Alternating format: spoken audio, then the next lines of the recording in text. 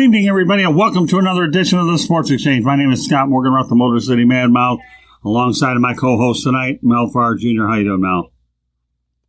I'm great. How about yourself, Scott? I'm doing fine. Thanks for asking. And Xavier McKnight, glad to have you back on with Mel.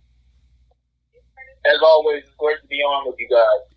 All right, well, obviously, we're back on the show again, doing a subject that we obviously must talk about, and that's exactly what we're going to do. We address the good, the bad, and the ugly, and I don't know whether or not, I don't think there's any good, but some good will come out of all this. But at any rate, I think you guys know that I'm referring to the Jacob Blake shooting in Kenosha, Wisconsin.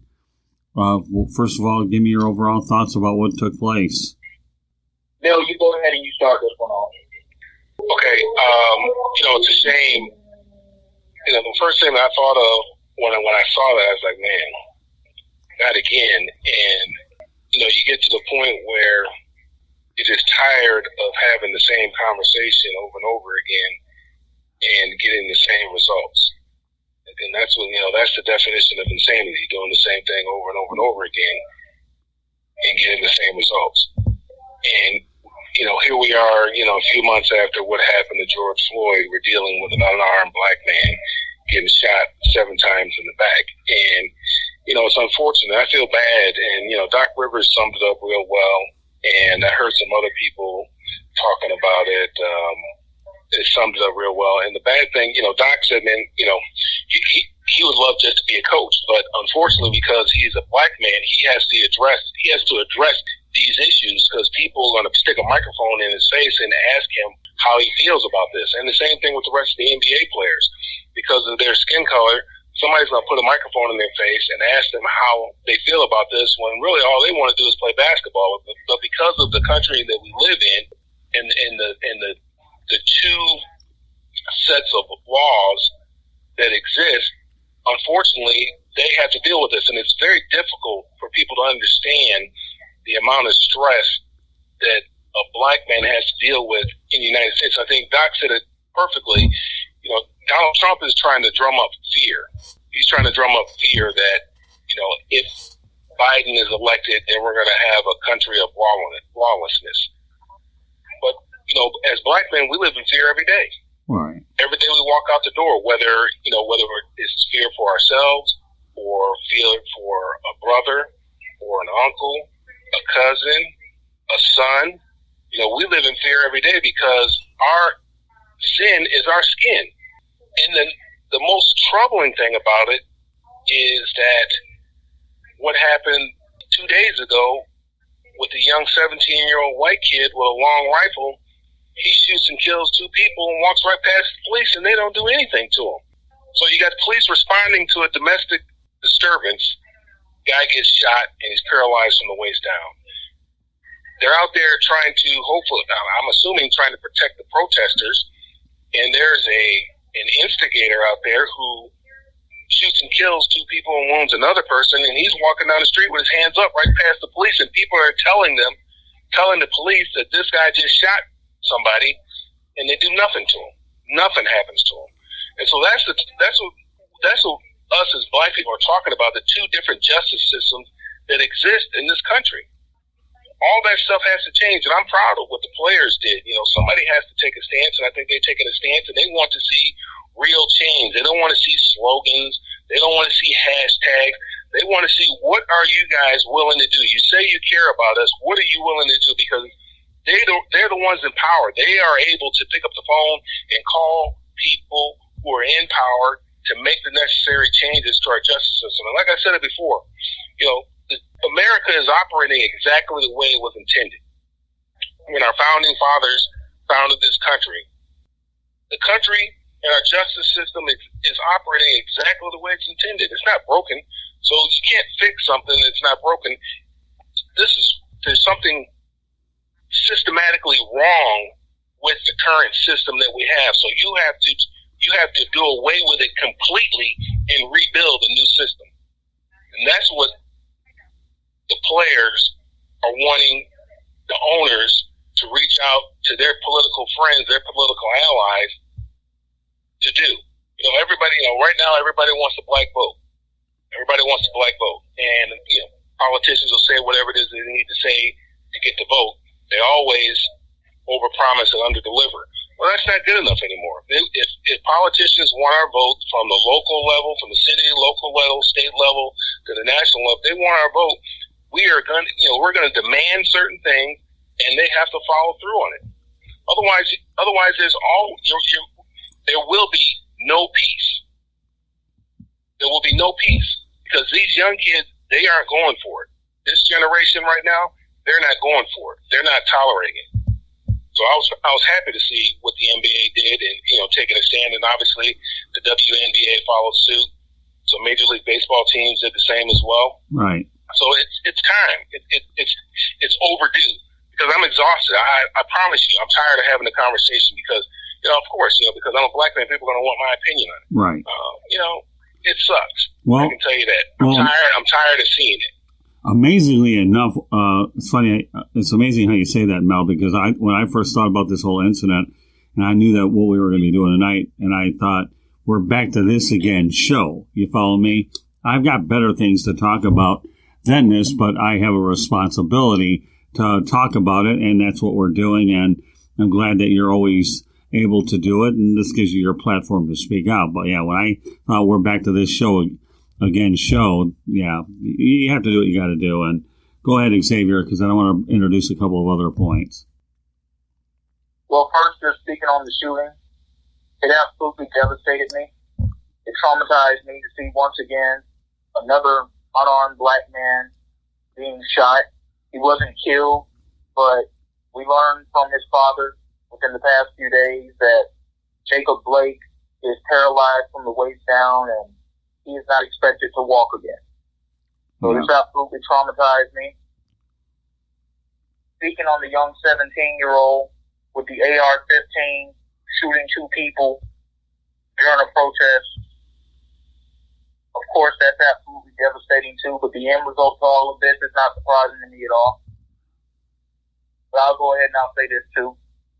If that was a young black man or a young black boy that was walking down the street with an AR-15, would have immediately caught the police's attention, and a shot probably never even would have been fired in the first place. And the minute a bullet was fired and it came from him, we know what would have happened. He would have been killed. We already know this. So I'm not surprised what happened with this young 17-year-old because Mel and Scott, let me take you back to 2015. Charleston, South Carolina, Dylan Roof went into a church and killed 9 people. He wasn't arrested on the scene because he escaped the scene. He was finally taken into custody about 250 miles later in Shelby, North Carolina, after a 16-hour manhunt for him. In response to it, police decided to go buy him food from Burger King after he was taken into custody for killing 9 people inside of a church in Charleston, South Carolina. And their logic and their response to why they did that is because he had not eaten in a couple of days. And they were concerned about that. So they went and they bought him a hamburger. And one of the officers went and picked it up. Yeah, so we're talking about two different Americas. Right. Yes, exactly. So I'm not surprised what happened with the young 17-year-old in Wisconsin.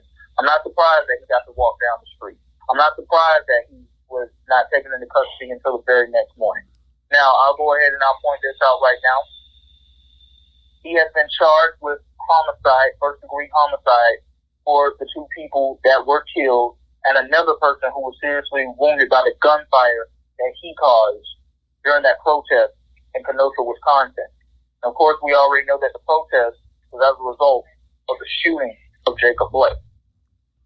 And I'm 24 years old, and Mel, I'm like you, I'm tired. I haven't lived on this earth nearly as long as you have, but I'm tired. I'm exhausted. I'm tired of talking about this, but I understand that it has to be addressed. And Scott, I said something to you a few weeks ago when we were talking about retweeting different things on Twitter. I shared with you, well, as of recently, I have deleted my social media apps off my phone. Things like this is exactly why I had made that decision. Right. Now, I'm in the process now, in the past few days, of just going back and forth just to check things out, making sure I'm not missing important messages from different people and things of that sort. For the most part, my phone still doesn't have social media on it most of the time. Don't blame you. I'm tired of talking about this. I'm tired of seeing the ignorant responses to it. I'm tired of seeing the bigoted responses to it. But I'll speak to what the NBA did yesterday. Most definitely a kudos to the Milwaukee Bucks for leading the charge on this. There were some people that had a problem with them not telling the Orlando Magic what they were going to do. I'm not one of those people.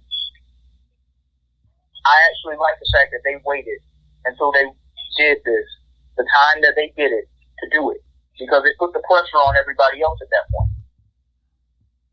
They weren't coming out of that locker room. And when Orlando caught wind of it, they're like, well, we're not coming out of the locker room too. That then transitioned to the other two games that were scheduled later in the evening on yesterday. The Houston Rockets and the Oklahoma City Thunder, followed by the Portland Trail Blazers and the Los Angeles Lakers. And considering who the players are, some of the players are on those four teams, I knew it wasn't going to take long for us to then find out the Rockets and the Oklahoma City Thunder are not going to play tonight, and neither are the Blazers or the Lakers. I knew that wasn't going to take long to come out. And I also knew we weren't going to have NBA games today anyway. Because remember, this conversation with the NBA boycotting and postponing games, this started with the conversation between the Boston Celtics and the Toronto Raptors players. Right. About 24 to 36 hours before the Milwaukee Bucks even made their decision. All right. Let me go over a few points I want to make sure I get out there, okay? First and foremost, my comments on the Jacob Blake shooting are exactly what they are.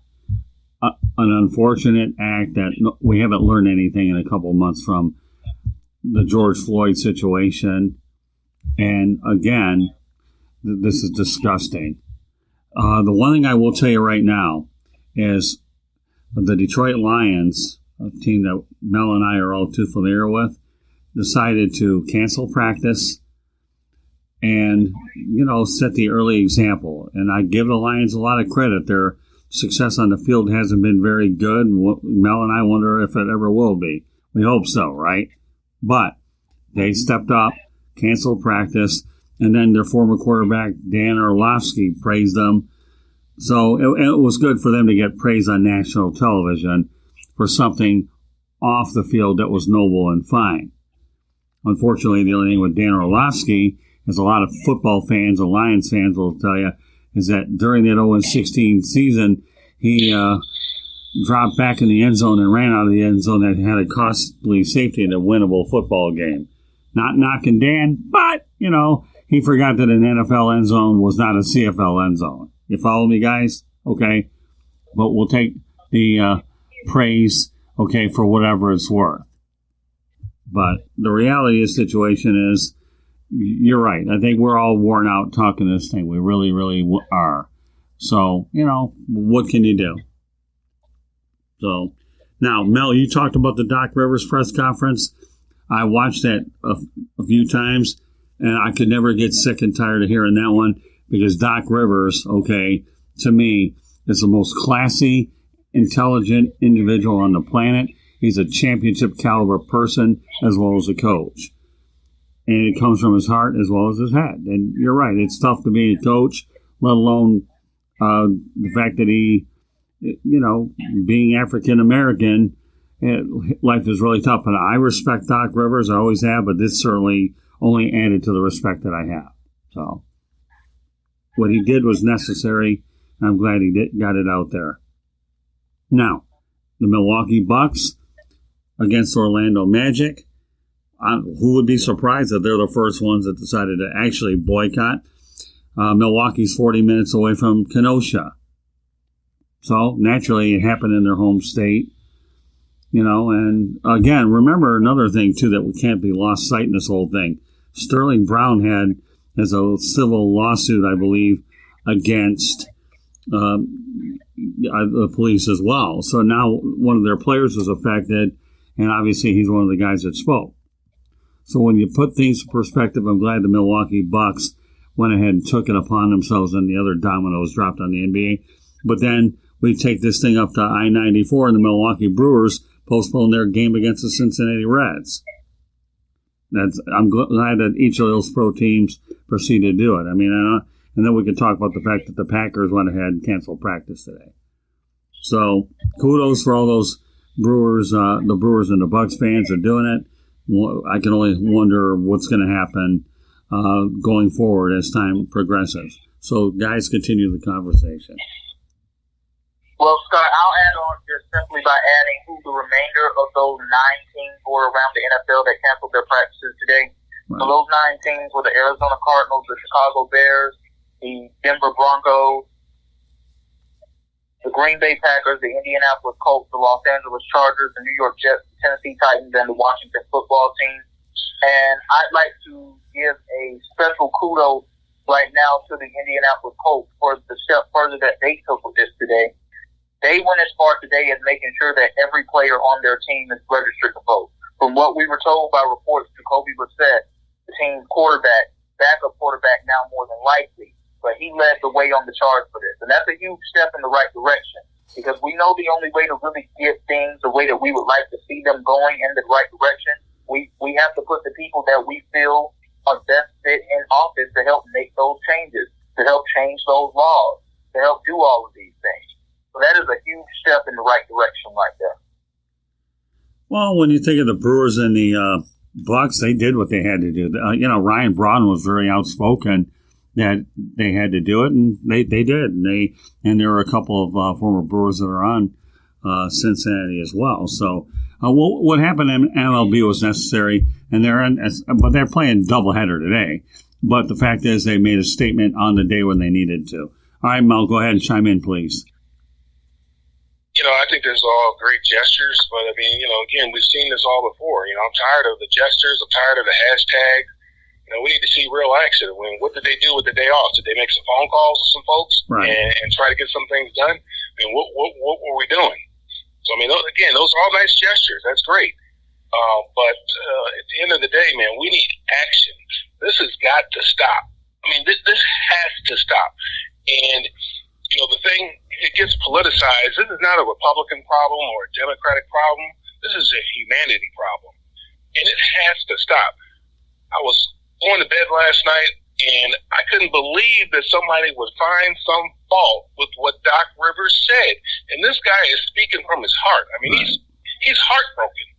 He's heartbroken. And I read a comment by Rudy Giuliani, who's going to try to say that Doc Rivers doesn't love this country. I'm like, are you kidding me? And that's what we're talking about here. So there's a right now, of course we got our president. He's going to do what he's doing and to try to galvanize his base. Everybody wants to look at the symptoms. Nobody wants to address the cause. America is sick right now. America has a sickness, and we need to address the cause. We wouldn't have these protests if unarmed black people weren't getting killed. We wouldn't have the protest. There would be no need to protest. But because we do have that problem, that's why we have the protest. But the right doesn't want to deal with the cause. All they want to talk about is the symptoms, the protesting, and then the agitators coming in there inciting violence.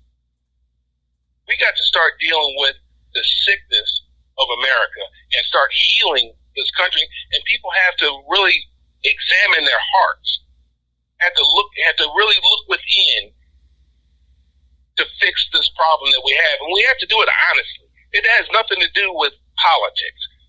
This is a humanity problem. We're all human beings first and foremost, and then we're all Americans as well. And we're all entitled to the same justice under the law. And that's all we're asking for. So as a white person, you have birthrights. Okay? You were born with certain rights. As black people, we've had to fight for those same birthrights. We've had to fight for them. Whether being able to, first of all, being free, then being able to vote, then being able to be a part of this economic system. All these things we've had to fight for. Inclusion, being able to participate in the NFL, being able to play Major League Baseball, being able to play basketball. We've had to fight for all these things that are given to white people. Right. All we want is, we're not asking for anything extra.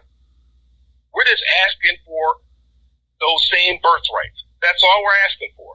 Is that too much to ask? Well, I agree. You know, it's amazing. You talk about the WNBA had 3 games canceled. You know, again, at least everybody is united on a lot of different fronts. I know that one of the first games that dropped off the planet last night was aside from the Brewers, the Mariners, and Padres were scheduled. So that night you would not see any Slam Diego. But you did see it today, though, as I look at some of the scores instead. I think the Padres and the Mariners played 2, one of which the Padres won 10-7. So, but you know, again, I understand that as the games dropped. But now, get this, and I want to talk about Major League Baseball. Before the broadcast, only 6 MLB games were postponed, mostly division games. You can add one more because now it just came across my attention that the Miami Marlins and the New York Mets has been postponed. So that makes 7 games for the night. Before we came on the air, I was talking to one of the Marlins PR guys, and the Marlins and the Mets don't play another game the rest of the year. They got 9 out of 10 left, you know. They're going to have to find a way to get that one in the schedule, but what are you going to do? But 6 Major League Baseball games, mostly were postponed. Let me go over them to you if you don't mind. Tonight, the Minnesota Twins and the Tigers got postponed. And that's obvious reasons, right? Minnesota is where the George Floyd situation took place. The Marlins and the Mets now has been postponed. The Colorado Rockies and Diamondbacks are postponed. Yet another divisional game. Boston Red Sox, Toronto Blue Jays, Oakland A's, Texas Rangers, Philadelphia Phillies, Washington Nationals, and the Baltimore Orioles, Tampa Bay Rays. All those games have been postponed. Now, with all due respect, we're dealing with COVID-19, right, guys? So it's not like MLB isn't used to rescheduling these games to begin with, and they're able to do so in the form of 7-inning doubleheaders. So basically what we're saying is the schedule makers are working overtime. But yet I understand it's necessary to do this. I really do. So my question to you, though, is this. Xavier, I'll ask it to you first, and then Mel, please follow after that. Are we not solving the problem by boycotting games? Because we can boycott the games, but you've got to do a lot more than just boycott games. Well, in the process of these players and these teams that are boycotting the games, the next question you have to ask is, what is being done throughout the process? What is being done throughout the protest? Who are they speaking with? Are they on the phone with city officials? Are the owners and the general managers and the other executives within the organization, are they speaking to the people who are empowered in the cities and the states that they play in? Are they speaking to lawmakers? Because as we know, most of these owners, they help contribute to most of the campaigns of the governors and the presidents and the congressmen and all of the other officials. So you have access to being able to get in touch with the people who are the ultimate decision makers. What are you doing to demand change? Because the players can only do so much. We need the owners to step up and do more. And I've heard it many times today, in particular from Shannon Sharp, and Mel just mentioned it a little while ago. The lip service, the symbols, this is all great gestures, but we need substance. Right. We need the owners to put their money where their mouth is now. You can come out here and you can paint Black Lives Matter on courts, on streets, put it on T-shirts, put slogans in support of wanting to get justice for those who have been victims of police brutality. You can put it on jerseys all you want. These are symbols. We need substance. We need the money to be put where the mouth is now to help create real change. So that's my question when it comes down to these boycotts. What is being done? All right, Mel. What do you think, Mel? I would think with the NBA players, because they're very aware and very conscientious, that I think that they are working behind the scenes. I think they are getting with ownership to make sure that they are getting in contact with their friends, these politicians, the local politicians on all levels, because anytime they need to have a stadium built or something like that, they've got to, go rub elbows with these politicians and so forth and so on. So they have these individuals on speed dial, and I believe otherwise it would be in vain. There'd be no reason to do it. And I know that the LeBron Jameses and the Chris Pauls, and I know those guys are a lot smarter than just to boycott, just to be boycotting. They were actually, the Lakers and the Clippers, from my understanding, last night had actually decided not to play the rest of the season. That's right. That's where they left off last night. That they were not going to play. Now you got the two best teams in the NBA, along with the Milwaukee Bucks, saying, "Hey, we're done," and went to bed on it. Cooler heads prevailed. I guess about 2:00 in the morning, LeBron said he would think about it. He changed his mind from no, I'm not playing, to I'll think about it, until he woke up this morning and said, "Okay, we'll go ahead and play." So these guys, again, like I said, they're tired. They're tired of lip service, and I think these things have to happen. And I believe the NBA players are in a unique position for a couple of reasons. People can see them. In basketball, you can see these players, and they have a unique platform where there's not so many of them. They're very well known because you can see their faces, and they're international superstars. And their ownership group is a little bit more liberal than the NFL's ownership group. And they're a little bit more willing to listen to their players than the NFL. I mean, their union is a lot stronger than the NFL Players Association. So they have to take the lead on this. And there's a lot of guys there who are, especially, led by LeBron James, who is very socially conscious and very socially active. And it wasn't an idle threat, I don't believe, as far as them not playing the rest of the season. I believe he meant it when he said it. And I believe that he wants to see real change. Because you got to understand, these guys are hurting. And number one, they shouldn't be dealing with this. But okay, they're dealing with it. Now, they don't necessarily have to have the answers today. They don't have to have, they don't have to say, well, today this is what we want. But at some point in time, they need to come up with exactly what it is that they want and present it to the owners and hold their feet to the fire and make sure that they do these things. Otherwise, we're going to have this same incident, whether it be, a few weeks from now or whether it be next season. Because they have a tremendous amount of leverage. Because people come to see superstars. They don't come to see Dan Gilbert, Jeannie Buss, Mark Snyder, whatever his name is, Snyder down there with the Dallas Mavericks. Oh, Mark Cuban. Mark Cuban, right? They don't come to see the owners. They don't come to see Doc Rivers. They don't come to see Greg Popovich. That's not who they're coming to see. They're coming to see LeBron James. Right. They're coming to see James Harden. They're coming to see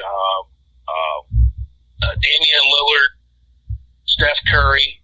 And if those guys decide that they're not going to play, that hurts the NBA brand. Well, it's a star-driven league is really what it is. I mean, the stars are the ones. Star-driven league. The NFL, the NBA is a star-driven league, without question. Well, you got to remember, too, the NFL has, 1,700 players versus the NBA, which doesn't have half of that, when you think about the roster size. So the NFL is next man up, right, versus the NBA. 13 to 15 guys per team for the most part on the bench and all. So do the math. Obviously the number is substantial. And this problem isn't just here in the United States. Think about NHL games are going to be, will have been postponed through Friday night, so they won't be playing tonight or tomorrow, and they're planning to start playing again over the weekend. So, when you look at the whole thing, and hockey's the one sport where you don't see as many African Americans, although you're starting to see a few more. I remember doing a story a long time ago on Jerome McGinley, and I asked him what it was like for him to be a pioneer, and he really, back then, he was a great interview. I had a wonderful time, and I'm glad he's in the Hockey Hall of Fame. But he was one of those pioneers that paved the way for a lot of African Americans to go ahead and start playing the game of hockey, Jerome McGinley. Now, bear in mind, okay, whether you boycott games or not, we've been dealing with these issues for 400 years, okay? So what would make you think that we can solve this thing overnight? We're talking about sports, right? Once upon a time, there were the Negro Leagues, because obviously African Americans didn't have a place to play in the major leagues until that subsequently changed when Jackie Robinson got involved. So it was segregation back then, and you had some unbelievable players that played in the Negro Leagues. So, do we think that we're going to solve this thing overnight? No, there's no question about it. We haven't figured out in 400 years what makes you think we're going to do it tomorrow, the next day, in the coming weeks. And social media is not happening matters any either. We may not be able to solve it overnight, but we need to start. Oh, I agree. There has to be a starting point, and now is the time. There's no better time than right now, than the present. And we have to start now, and we don't want any more lip service. Right. We don't want any more lip service. We don't want any hashtags. We don't want any slogans. We want to see real change being instituted, policies being changed, policing being changed.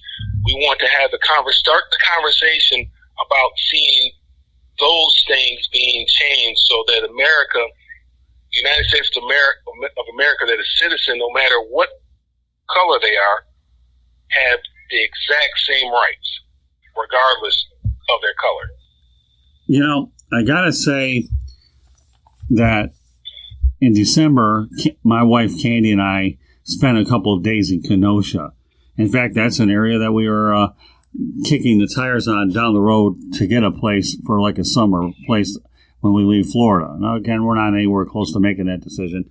But, you always like to, we have family up in the Milwaukee area, and I think Kenosha, I love the serenity of being off of Lake Michigan, and it seemed like a nice, quiet, peaceful town.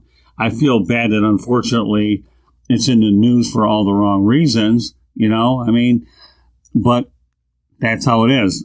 But Kenosha, Wisconsin, to me, appears to be a really good town. I enjoyed my time there, and you never know. But bear in mind, I also live in an area called near Parkland, Florida, right behind Coral Springs, and Anthony Rizzo had to deal with the dilemma about Stoneman Douglas and that tragic shooting that occurred on February 14th, 2018. And Parkland's one of the nicest cities on the planet. You talk about safest. But it will get a bad rap because of the Stoneman Douglas tragedy. So I feel bad that some of these cities that have pretty good reputations are in the news for all the wrong reasons. I really do. The Stoneman Douglas thing really it's in our backyard, but whether it's in our backyard or not, it had nothing to do with it. You still had an insane kid there with an AR-15 rifle, and we ended up going to the funeral of football coach Aaron Feist, and that was tragic. It was just, I spoke to Aaron Feist's father, and the way he felt, and, I contemplated on bringing him on the air, but obviously his lawyers advised against those interviews, but I offered my condolences there. I didn't know the guy, but he's in my community. How do you not reach out to a person like that and feel his pain? And whether it's George Floyd's family, Jacob Blake, Aaron Feist, ... It's all the same thing, and social media isn't helping matters out. So, but Kenosha, Wisconsin, I have no problem with it. I have no problem with Parkland, Florida. It's just unfortunate that both those two cities were a part of the headlines for all the wrong reasons. So you guys are free to chime in on that. There's a lot of nice, nice towns. There's a lot of nice towns throughout the country, but there's bad people. Oh yeah. There's bad people, and 97%, 98% of the folks that you drive by that you don't even know who they are, they're good folks, good law-abiding citizens. But it's that 2-3% You know, it's always that 2 or 3%. Just like, you know, all black people aren't criminals, regardless of what certain people might want you to perceive. We ain't criminals. We're not animals. We're human beings just like anybody else. We have feelings. We have emotions. We have intellect. We bleed no differently than a white person bleeds. We hurt when we lose a loved one, no different than anybody else. But what has happened is they dehumanize the black man and make it seem as if we are something other than human, when we're no different than anyone else. And that's the problem. That's a problem that we have to deal with. You know, people aren't born racist. That is a learned behavior. That is a learned behavior. If you put a white kid and a black kid together and you don't interfere with them, they'll get along and won't know the difference. But because of what is taught in the home or in the environment in which they live in, that's where those prejudices come. Right. Racism is a learned behavior. Oh, yeah. Yeah, good point. And I should point out, I was watching a lot of TV this morning. I was watching Stephen A. Smith. And let's talk about the NBA playoffs in general. I know you alluded to the fact the Clippers and the Lakers last night were ready to stop. But had there have not been an NBA playoffs, and the NBA relationship with their Players Association, the owners, is really solid, it would really be a damaging blow to the sport, knowing that their bubble is fantastic, so the COVID cases have been controlled really well. But then you wonder about the financial implications of the league going forward. You know, the NBA has been criticized recently because the ratings have gone down, the interest has gone down. I don't think the basketball is as good now as it was back the old NBA versus the new NBA. And the reality is when Larry O'Brien had the league before David Stern came on here, you know, Larry Bird and Magic Johnson were the ones that rescued this league because it was on tape delay. So I think had they have not played the playoffs, okay, and cooler heads didn't prevail, this would have been a very damaging blow to the NBA financially. And I don't think that this league could really sustain that, right, Xavier? That's 100% correct. I'll speak a little into last night because that really had me feeling like I was going to wake up this morning to all types of notifications that the NBA season was canceled, hearing that the Lakers being led by LeBron James and the Clippers being led by Kawhi Leonard, they walked out of the players' meeting last night, and those were the two teams that voted to boycott the remainder of the season. But we spoke on it a little earlier. I'll touch on it a little bit more now. From what reports told us earlier from Adrian Wojnarowski and many other insiders within the NBA, these players, especially the major players on the Lakers team, they were up for hours last night, just speaking with other players around the league, other players that are there with them in the bubble on other teams, just on exactly how they should go about trying to resume the season while also continuing to bring awareness to what is going on in the black community right now. And LeBron James even spoke on this in his Game 4 post-game press conference when he said, half of my mind is focused on basketball and the other half of it is focused on what the hell I can do to help out black people. And if you just look at his body language during that post-game interview, what you could start to grasp right there is he doesn't really seem like he really wants to be here right now. And that's not a negative thing at all. You know, these guys want to be out helping their community. Yes, it's a great thing. So be it. We're all here for it. But I do believe that the financial factor in this was the driving force, and cooler heads ultimately prevailing after what we were told was a meeting last night between the players that ended ugly, quote unquote. I believe the financial factor in this for everybody is what really was the driving force home to us finding out around noon Eastern time today that the season would indeed resume, despite the fact that games would not be played today. We're not sure if games are going to be played tomorrow, Games could possibly be played again as early as Saturday, but we're not sure. But I want to go back and speak on one thing about the Doc Rivers point that we all said earlier. Sure. And I'll just say this. When I looked at Doc Rivers in that interview, I didn't look at Doc Rivers as a former player in the league, and I didn't look at him as a coach. I looked at Doc Rivers as a black man who was born and raised in a household with a father who served as a policeman. If I'm not mistaken, I believe he was a lieutenant on a police force for over 30 years.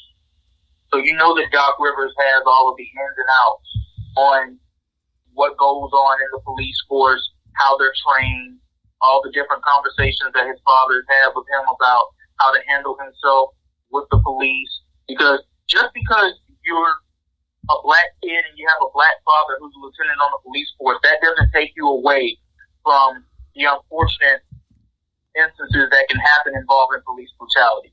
It doesn't subject you away to that in any way whatsoever.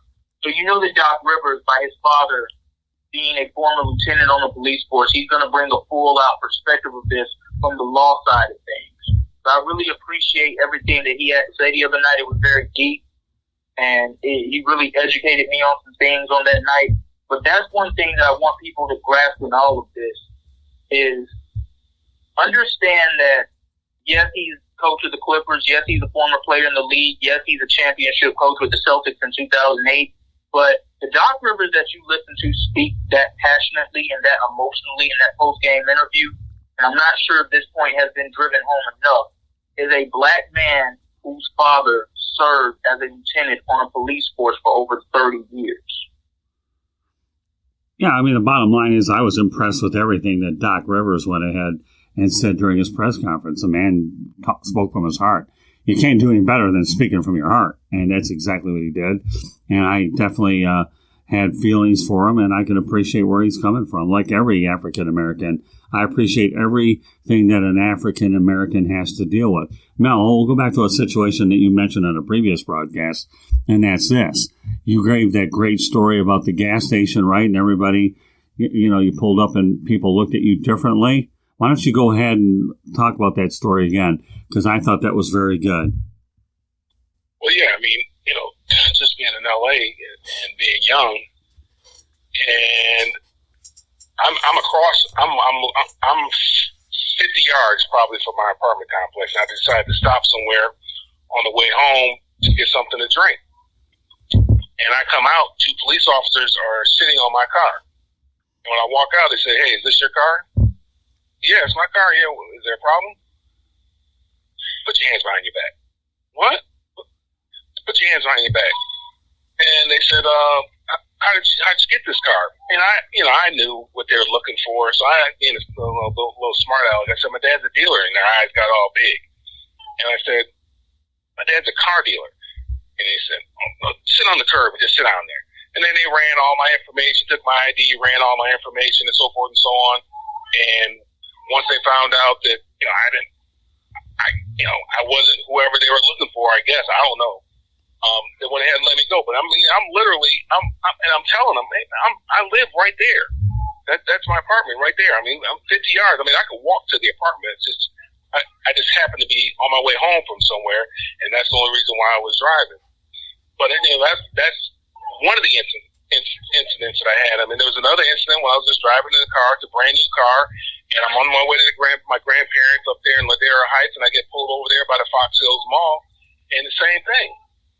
Tell me to step out the car, get out the car, cuff me, tell me to sit on the curb while they run my information. Those are the kind of things that I've had to deal with. So that's not just that black people have to deal with, which is there was no reason, they had no reason to pull me over. They had no reason to detain me other than they felt they could do it and they wanted to do it, and they did it. And all I want to do is just get out of that situation unscathed. That's all I want to do. So I'm yes sir, no sir. Anytime I get pulled over, hands are attended to. I already have my wallet out. If I don't have it out, sir, I am just reaching for my wallet. Is it okay? I mean, that's how I am. And, there's a time I got pulled over with my kids, and I say, "Hey, look here, this is how you do it. Just watch your dad. Put my hands out the window so they can see my hands." Sir, can they ask, can I see your ID? It's in my back pocket. Is it okay if I reach for it? I do it real slow and real deliberate. Pull it out real slow so they can see it, and then hand it. Everything is slow. There's no fast motions whatsoever, because I'm not trying to give them any reason whatsoever to kill me. Right. None. Everything is slow and deliberate. Yes, sir. No, sir. Yes, ma'am. No, ma'am. I mean, just as cordial as I can be. Yeah. Well, that story sums it up. I want to go back to the NBA for a moment, okay? Had the playoffs have been canceled, I know the owners, Xavier, you probably know a bit on that too. The owners could have ripped up the CBA is what they could have done, and then the players that would have been a major jackpot, wouldn't it, Xavier? And then the revenues, and then it hits their pocketbook. Right, Xavier? It definitely would have, and that still has a chance to be that type of situation anyway, with everything that is going on with COVID-19 and the pandemic, and we have no idea how this whole thing is going to play out within the next few months. And the NBA having a CBA agreement coming up, we still don't know what the terms of that are going to look like. They keep pushing back the start of the 2020-2021 season just so they can continue to try to give themselves enough time to come up with reasonable planning and reasonable solutions to how they should go about drawing up the next CBA. But that could still be an issue in itself. But definitely with what is going on right now, that definitely could have led to even more of an issue. Yeah, and the main thing is the NBA has to focus on, like you guys have been saying, cooler heads have prevailed is the theme of this whole thing. And get the playoffs done, crown a champion. Who cares if you move the New Year to Christmas time? I don't think people pay attention to the NBA until Christmas Day anyway, so under this circumstance, it doesn't matter. Get the season in at all costs. I'll mention one other interesting note that we'll have some closing thoughts on this thing, okay? I mentioned this story, I'll reiterate. Again, the most embarrassing traffic ticket I ever had was when I was with my girlfriend. Mel knows the area like 6 Mile and Telegraph, right? You know that area? And somewhere, yes. Right. And my ex-girlfriend had a place at 5 Mile and Telegraph, and I had my arm around her, and when I was, acknowledging the police officer, because they were right next to me, just trying to be polite, thanks for your service and all that, I got nailed. I had a ticket just for one armed driving. And again, it was an African-American officer and myself, and I'm thinking, well, I'm getting a ticket for this. You know what? I bit the bullet, bit my tongue. But it happens on both sides. And to me, it was nothing more than embarrassment. The outcome could have been worse, and my girlfriend felt bad about it. But you know what? It just goes to show you there's tensions on both sides. But naturally, from an African-American standpoint, I think the tensions are far greater than what they are on our side because of the nature of the situation. Do you follow me? But they're there. The tensions aren't going to go away, unfortunately, although we hope that they do go away. So I think we've covered a lot of ground. Anything you guys want to add to it? Yeah, I'll just simply keep saying it like this. We demand change. We want change. We need change. No. We need the owners to continue to put. We need the owners to put their money where their mouth is. We need the people. We don't need the rich people to take the forefront on this entire thing now. We need the wealthy people to step up. And let me go further into context for that for people who might not understand what I'm saying here. The athletes and the coaches are rich. The owners are wealthy. And the wealthy people are the people who have the power to help facilitate the changes that we would like to see done. The rich people can only do so much. It's on the wealthy to help lead the charge for the changes that we would like to see. Go ahead, Mel. Yeah, I mean, we're tired of the hashtags and the slogans and the empty promises. This young generation, and I'm so proud of these guys and the stance that they've taken, and they're willing to put their careers on the line, their livelihoods on the line, and especially guys like LeBron James and Kawhi Leonard who are chasing history and who are willing to forfeit the entire season for what they believe in. And that's what you have to do. I mean, you look at history. Muhammad Ali was, he was the most hated man at the time in which he was a conscientious objector to going into the military. He said they hadn't done anything to him. His problem was here. He was being oppressed here, not over there, and he would not go. He would not go over there. I mean, some of the great athletes have also been great fighters for social justice, whether it be Jim Brown, whether it's Arthur Ashe, Kareem Abdul-Jabbar, like I mentioned, Cassius Clay. Look at Colin Kaepernick, and when they do something, it comes with a great loss.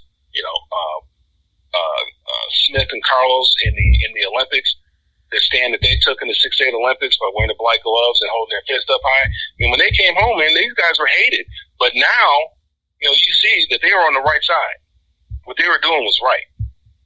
And so these guys here are writing history, and they're going to be on the right side of history. And I'm happy to be alive at this time and look forward to see the change that's going to be brought about because these young men are willing to stand up for what they believe in. Okay. Well, I mean, all I can say is I feel very privileged to be on the air with two of the most quality people on the planet. Mel, speaking of you and Xavier, talking about a very difficult subject. My goal tonight really was to talk about the college football season and the fact that now we're starting to see more COVID cases appear. I felt that we needed to put that one on the back burner for the time being to address this thing. But for me to be able to do a broadcast with you, Mel, and Xavier, talk about a very delicate manner, to me is a privilege and something that I'm very proud to have you in our family, the both of you. So, I will continue to provide any platform that we have to get the message across to everybody. And for whatever we have to do, I'm just glad that you guys don't mind talking about it when the situation presents itself. So, basically all I can say at the moment is justice for Jacob Blake. Once again, continued condolences to George Floyd and anybody else that's affected by this social injustice. It, to me, is an absolute joke. It really, really is. And after 400 years and an awful lot of civil rights people, I'm just so disgusted that we haven't seen this progress any more than it has to be. Now we have Minnesota, Wisconsin, the same part of the country, dealing with the same dilemma, in the last couple of months. Do you know what I mean? But we all do know that Black Lives Matter. No doubt about it.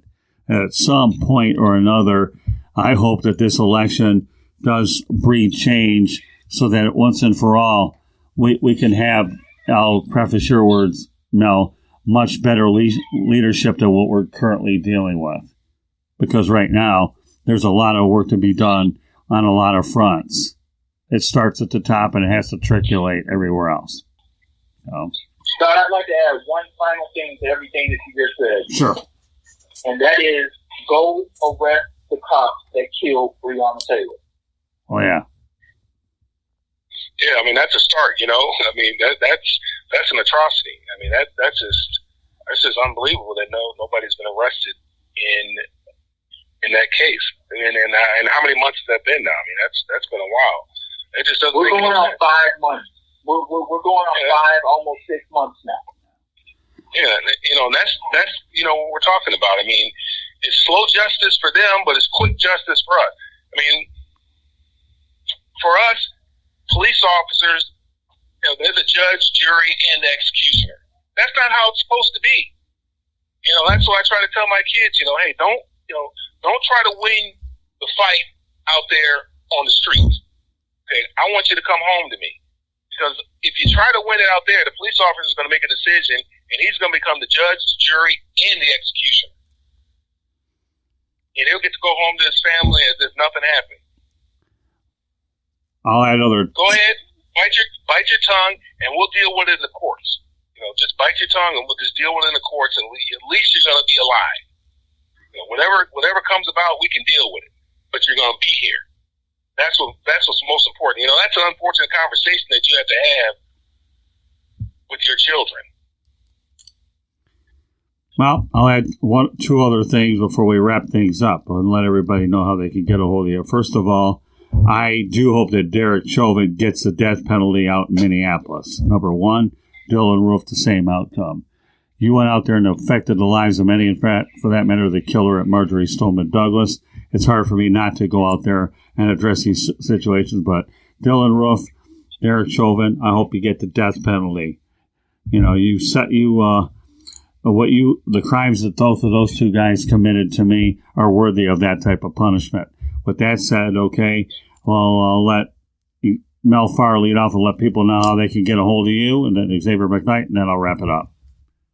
Go ahead, Mel. You can reach me on all the social media at Mel Farr Jr., whether it's Facebook, LinkedIn, Instagram, Twitter, at Mel Farr Jr. My email address is melfarjr@gmail.com, and then you can follow what we do at our foundation at melfar.org, at melfar.org. Okay, Xavier, you're up next.